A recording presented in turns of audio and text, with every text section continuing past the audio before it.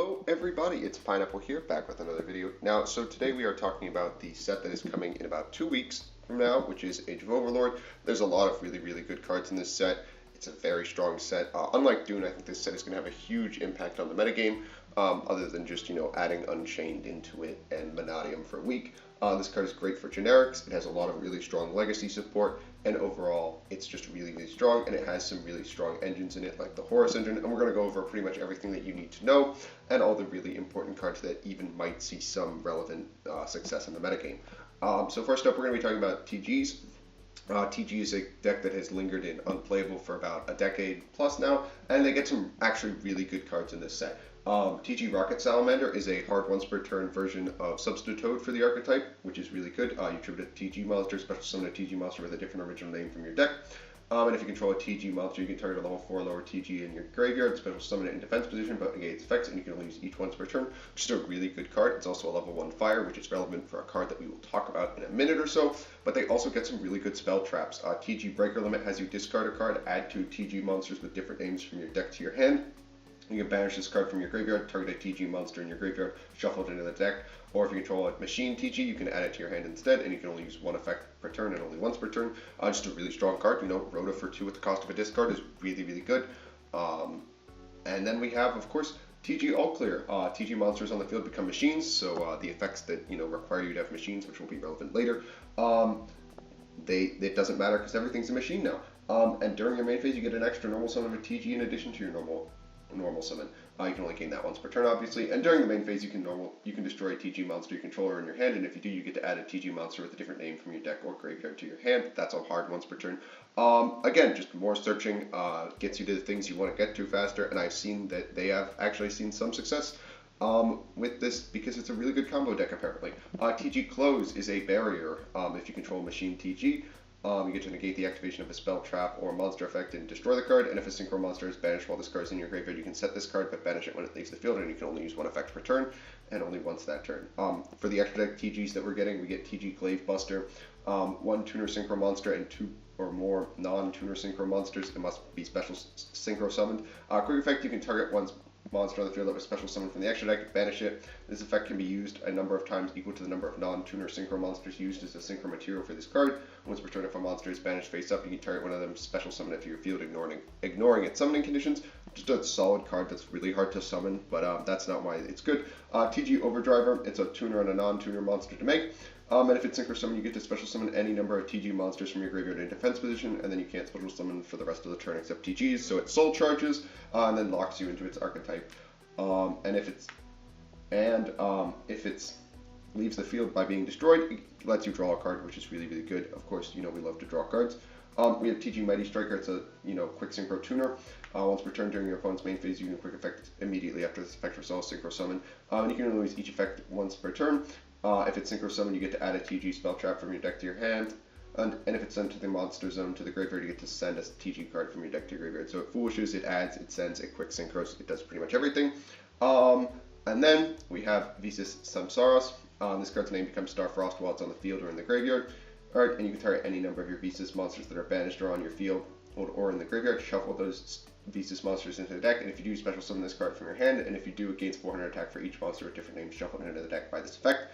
And you can only use this effect once per turn, and if this card as you control would be used as a synchro material, you can treat it as a non-tuner. This card's really good in Manadium. It's basically extra copies of Starfrost that you can summon in a grind game. It recycles Starfrost. It's a level 4 that you can normal summon, which means you can go into like your Scareclaw links because its name is treated as Starfrost. Just a really good card. It's also just a level 4 tuner, which is very good. It helps enable a lot of plays. And it has seen a lot of success in the Visas pile decks that we've seen over in the OCG, and I expect it to make a splash in Manadium in the upcoming format should that deck see some relevance. A card that you're going to have to familiarize yourself with very well, this is Diabellstar the Dark Witch. Be prepared to see a lot of this card. You can special summon this card from your hand by sending one other card from your hand or field to the graveyard. You can only special summon Diabellstar the Dark Witch once per turn this way, and you can only use each of the following effects as Diabellstar the Dark Witch once per turn. If it's no more special summon, you can set a Sinful Spoil spell trap directly from your deck, and if it's sent from the hand or field to graveyard during your opponent's turn, you can send one card from your hand or the field to the graveyard, and if you do, you get to special summon this card. The effect that we care about is the effect that it's just a free level 7 body that we can summon by sending a card we control to the graveyard or from our hand. And then we get to set a Sinful Spoil spell trap. There are some good ones. Namely this one, the original Sinful Spoil Snake Eye. Send another face-up card you control to the graveyard. Special summon a level 1 fire monster from your hand or deck. And you can banish this card from your graveyard, target a Snake Eyes or Bellstar monster in your graveyard, add 1 level fire monster from your deck to your hand, then place the targeted monster on the bottom of the deck, and you can only use 1 original Sinful Spoil Snake Eye effect once per turn, and only once that turn. There's a lot of really good targets, namely Rescue Ace Hydrant is the best target, and it's what it's used to summon out of the deck more often than not. It should be noted that TG Rocket Salamander can in fact be used as a target for this card, but I think Hydrant is a significantly better target. Additionally, you can search something like a Kurikara Div Incarnate because it is a level 1 fire monster. This is a very, very, very strong effect. It's a very good card. This engine is very, very strong, specifically in Rescue Ace, and it gives you a lot more opportunities to turbo out Hydrant and enable you to play through more interruptions. Additionally, another important target for the Sinful Spoils targets is Hunter Fiend. It lets you add a Bellstar monster from your deck or graveyard to your hand, and during your main phase, you can banish this card from your graveyard, target a Sinful Spoil spell trap that is banished during your graveyard, except Hunter Fiend placed on the bottom of the deck, then draw a card, and you can only use each effect once per turn, so it recycles your copy of Snake Eye, and draws you cards, which is always really good. This is a really strong resource loop and resource engine that enables you to, turbo out Hydrant and do a whole bunch of things, as well as searching stuff like Div Incarnate.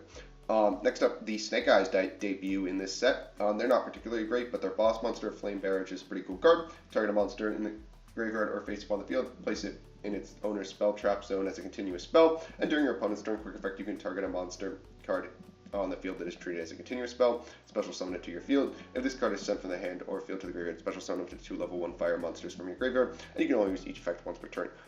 This card is, it doesn't do a lot, but I think Snake Eyes are a cool archetype. We then have Orc. If it's normal or special, you get to target a level 1 fire monster that is banished in your graveyard, either add it to your hand or special summon it. And you can send this card and one other face-up card you control the graveyard, special summon a Snake Eyes monster from your hand or deck. That includes the boss monster, so that's a good way to turbo him out. Snake Eyes Excel. If it's normal or special summon, add a level 1 fire monster from your deck to your hand, and you can send this card and special summon the Snake Eyes from deck along with another card. Snake Eyes White Birch. If you control a fire monster, you can special summon this card from your hand, and you can only special summon it once per turn this way.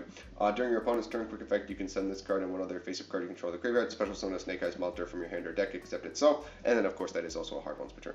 The Horus cards are also coming out. They're a really, really, really strong level 8 engine. Amethyst of Glory of Horus. If you control King Sarcophagus, you can special summon this card from your graveyard. That is an inherent summon, and it is applied to all of the Horus cards that you're going to see debut in this set, so we will stop talking about that effect.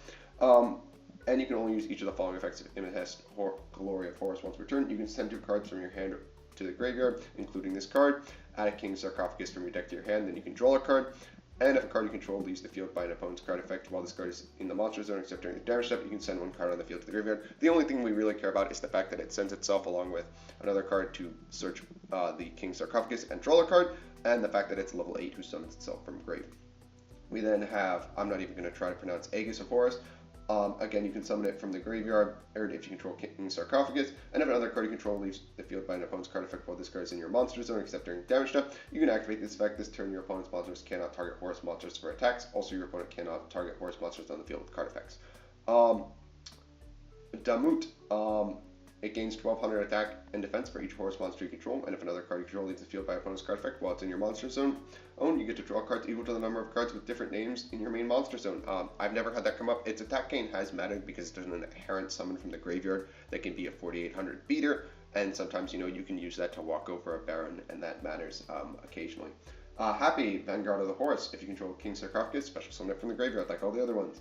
And if a card you control leaves the field by an opponent's card effect while this card is in your monster zone, you can target 2 cards that are banished or in either graveyard, add both to the hand, or shuffle both into the deck. I've never had it come up. And then, of course, King Sarcophagus. Horus monsters you control cannot be destroyed by card effects unless they target them, and you can send 1 card from your hand to the graveyard, send 1 Horus monster from your deck to the graveyard, and you can use this effect up to 4 times per turn. And once per turn at the start of the damage step, if your Horus monster battles an opponent's monster, you can send that opponent's monster to the graveyard. So it turns all of your Horus monsters into battle removal traps, which is really good. And additionally, it lets you foolish the entire archetype and then summon them back as level 8 extenders, which is really good. They also have no restrictions on them, which is really strong. Octo-adic gets a brand new card. They get 2 actually in this. If a monster is sent from the hand or deck to the graveyard while this card is in your graveyard, you can special summon this card. Also, you're then reptile locked. And if this card you control is special summon from the graveyard, you get to target one monster in your graveyard except itself, and then special summon it, and you can only use each effect once per turn. It's an interesting extender, but I don't think that reptile needs more extenders. But I think it's interesting enough that it's worth considering. They also get Octo-adic, Dawn of Creation, a quick play spell card, which has you tribute a reptile monster, special summon up to one Octo-adic token, in which is a level 2 token with 0 attack, 0 defense for every 2 levels the tribute monster had on the field. And during your main phase, you can banish this card from your graveyard, target one of your banished reptile monsters, shuffle it into the deck, then send a reptile from deck to grave. They're interesting tools that I think give reptiles more to play with, but I don't think it's what reptile needs, because what it really needs is a payoff. And then, of course, we have Arias the Labyrinth Servant. This is an incredible boon to Lab. During the main phase quick effect, you can send this card from your hand or field to the graveyard, or from your hand, either special summon a Lab monster or set a normal trap, and the set card can be activated this turn. When your opponent activates a card or effect in response to the activation of your Labyrinth card or effect, except itself, or your normal trap effect while this card is in your graveyard, quick effect, you can special summon this card, and then you can only use each effect of the Butler once per turn. This card's fantastic. It's a level 6, which means that you can combine it with Ariana to make, of course, everyone's favorite level 10 Synchro, Chaos Angel. Just an all-around fantastic card. So Vanquish Soul also gets some new support in this. Jiaolong is a level 5 a fire, which is really good. He's a worm, which means you can search him off rosin, and it reads as follows. You can, if you reveal a card in your hand to activate a Vanquish Soul card effect, you can special summon this card from your hand. Quick effect, you can activate one of these effects by revealing monsters in your hand with the listed attributes. Fire, change the battle position of a monster on the field. Fire, you get to add a Vanquish Soul card from your deck to your hand except itself. And you can only use each effect of Jiaolong once per turn and cannot activate more than one in the same chain. This is really good because it can search you rosin, but you have to have 2 fires to reveal to search rosin, so I don't see that coming up too much. But he does change the battle position, which does matter, I guess, sometimes. He's another fire to search, which means you don't really need Pluton, which is good. I like this card just because it's a better fire to search instead of Pluton. And Vanquish Soul Snow Devil. This is a trap card. You can reveal up to 3 monsters in your hand, 1 dark, 1 earth, 1 fire, and apply these effects in sequence based on the number revealed. 1, you get to burn your opponent for 400, then special summon a Vanquish Soul monster from your hand. 2, you get to inflict 600 damage to your opponent. Also, Vanquish Soul monsters you control cannot be destroyed by card effects this turn. And then 3, you get to inflict 800 points of damage to your opponent, then you can destroy all monsters on the field. Just seems okay. I guess this seems like kind of a bit of a win more card. But it does seem playable, at least. It's something you can search off Mad Love if you already have Continue or Dust Devil, and that's something. Noives, or the Hungry Burger archetype, gets some new support. It seems really solid, actually. It's a pendulum monster with a scale 8, and its pendulum scale effect reads as follows. If you control a ritual monster, you can target 1 monster in the field, special summon this card, then change the targeted monster's battle position, and you can only use this effect once per turn.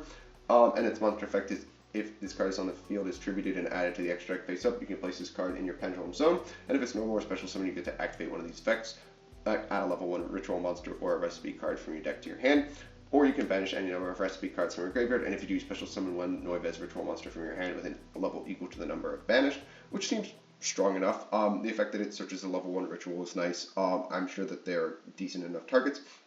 And then they also get this weird spell. You can special summon both 1 Noives Pendulum Monster and 1 Pastillas Pendulum Monster from your hand deck or extra deck, 1 on each field. Also, you cannot use monsters as a material for a Fusion, Synchro, Xyz, or Link Zone for the rest of this turn except Noives or Pastillas monsters. And during your main phase, you can banish this card from your graveyard, then target 1 face-up monster on the field, gains 200 attack for each recipe card in the graveyards. It should be noted that the only Pastillas monster is this one, a Fusion Pendulum that needs 2 Pendulum monsters to be summoned, so I don't see this, seeing play unless they print more of the other type, but I don't see that happening. But it does something really interesting because you can place the other one on the field and then tribute it off for your Noives monsters. It's an interesting card, but I just wish that this was not the only target for it, so it seems kind of unplayable. But in the event that it's not, I feel like I should put it in this video. And then the shinobird support. You can ritual summon this card with Shinobird's Calling, and this card's name becomes Shinobird Peacock while it's in the hand or on the field, and you can tribute this ritual summon card, add a spirit monster and a ritual spell from your deck to your hand, and you can only use this effect once per turn, and once per turn during the standby phase of the next turn after this card is banished, special summon this banished card, and once per turn during the end phase if it was special summoned, return it to the hand. And then Shinobird Shade Peacock. You can ritual summon it with Shinobird's Calling, and if it's ritual summoned, you get to add a spell trap from your deck to your hand that has Spirit Monster in its text, and you can only use this effect of Shinobird Peacock once per turn, and once per turn during the standby phase, the next turn after it was banished, you get to special summon it, and during the end phase, if it was special summoned, bounce it to the hand, and then they get their ritual spell, which is a field spell, which is solid, and once per turn you can ritual summon a wind ritual monster from your deck by attributing spirit monsters and or Shinobird tokens you control whose total level equal or exceeds its level, and up to twice per turn you get to, if a face-up wind monster you control returns to the hand, you get to activate one of these effects. You get to add one of your spirit monsters or ritual spells that is banished during your graveyard to your hand, or set a stars align across the Milky Way directly from your deck. Although I haven't seen the stars align across the Milky Way, it wasn't in AGOV. I'll have to read the card. But the fact they can ritual summon from deck is always really solid. Anything that grabs stuff from deck is always really good. This Pendulum support card, the Light-Winged Dragon, during the main phase as a Supreme King Dragon or Supreme King Gate, Pendulum monster from your deck to your hand, or if you control Supreme King Zark, you can special summon it instead, and you can only activate one per turn. This is relevant just because you don't have to play Dark Worm to get to the donut. I think that's relevant. Less bricks is always good, but you might want the material for Dark Worm.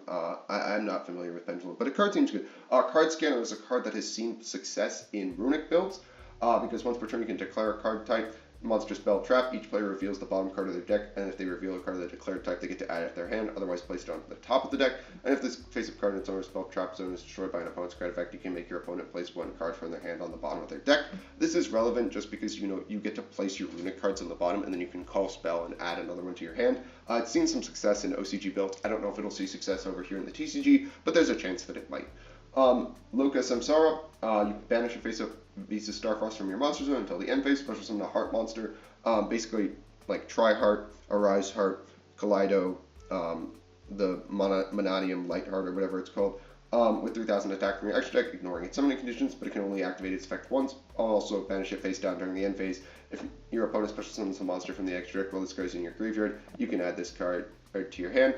So basically you can summon out a Semi-Baguska, you can summon out a copy of, a Spin in Kaleido, or if Arise Heart was legal, you could summon out Macrocosmos, but he's not, so you can't. But this card might see play. I'm not 100% certain, nor am I 100% sold on it, but I definitely think it's possible that it might, for that reason alone. Moving on to the extra deck, Manadium Triskalos. This card's fantastic. It's a level 6 tuner or synchro monster, and if it's synchro summon, you get to target a level 2 tuner in your grave, special summon it, but its effects are negated. And you can target any number of tuners you control, their levels become 2, and then you are locked for the rest of the turn except synchro monsters. That effect isn't the one you care about. The fact is it's a level 6 X that brings back a level 2, which lets you make a Ramatir and turns Ream Heart into a 1-card full combo. This card is really, really, really, really, really, really, really good. It enables so much more consistency in Manadium, and I'm really excited to see what we can cook up with it, because the consistency is probably the one issue. You need to open an orb, and you need to open, a line to Ream Heart or Starfrost, and this, makes it so that you don't have to do that. You just have to get to, Ream, and that's it. We then have, of course, Doomsday Star. This card is extremely relevant. If your opponent special summoned 2 or more monsters from the extract this turn, during the previous turn, you can also summon this card by using the monster you control with the highest attack, your choice if tied, and then you transfer that monster's materials to this card. Note that it doesn't have to be an Xyz monster, and if summoned this way, you cannot normal or special summon monsters for the rest of this turn. And while you control this Xyz summon card, neither player can activate the effects of monsters with 3000 or more attack. In other words, it's the counter to Zeus. And once per turn, you can detach one material from this card, return one monster on the field to the hand. This is really good. It out Zeus. That's its purpose. But it also, beats like weird other monsters. It's just a really good card. I can't stress enough how relevant this card is going to be. Just the fact that it outs stuff is really, really good. Probably the most important card in the set, though, SP Little Knight. We've talked at length about this card. This card is just strictly better Nightmare Unicorn. 2 effect monsters to make it, and if it's link summon using a fusion, Xyz, synchro, or link monster as a material, you can target a card on the field or in the graveyard, banish it. Also, your monsters cannot attack directly for the rest of this turn, and when your opponent activates a card or effect, quick effect, you can target up to 2 monsters on the field, including at least 1 monster you control, banish both monsters until the end phase. So it's removal on summon, and then it's, removal when they want to activate something. This card's fantastic. Little Knight control literally becomes a strategy. Just fantastic card. We then have Infernal Flame Banshee. 2 level 4 monsters. You can detach material from this card, take a pirate monster from your deck, and either add it to your hand or send it to the graveyard. There's 2 monsters that I can think of that are pretty decent. Barrier Statue of the Inferno can be searched with this, and Flame Spirit Ignis is an FDK cannon soldier tool. And for that reason alone, I think it's worth talking about because, those things scare me, justifiably so. FDK tools are scary, and I think it's important to note that there is one that enables them in the extra deck in a generic 4. Transcendosaurus Raptor is a weird dinosaur monster. It's a link 3, 2 dinosaur monsters, including a level 6 or higher monster. If it's special summon, you get to special summon a dinosaur monster from your hand. And if a face-up dinosaur monster this card points to is destroyed by battle or sent to the graveyard, you can draw 1 card. And if it's destroyed, you can shuffle 1 normal monster from your graveyard into your deck, then special summon this card. It's just a weird link 3. I think it could see play. I don't like Dinosaur. I'm not familiar with Dinosaur, but it might be relevant. Exceed the Pendulum is another really strong Pendulum support card. It gains 100 attack for each Pendulum card monster card you control, and once per turn, if it's link summoned, you get to add a face-up Pendulum monster from your extra deck to your hand, and during the main phase, quick effect, you can special summon from your hand or graveyard in defense position 1 Pendulum monster with a level between the Pendulum scales of the 2 cards in your Pendulum zone. Just a really solid card. It also has really good arrows for Pendulum. So yeah, there's a lot of really, really strong cards in this set. I probably missed 1 or 2. Please flame me for that in the comments. But if you guys did, pick up something that you were looking forward to in this set, make sure you guys like and subscribe, and I will catch you guys in the next one.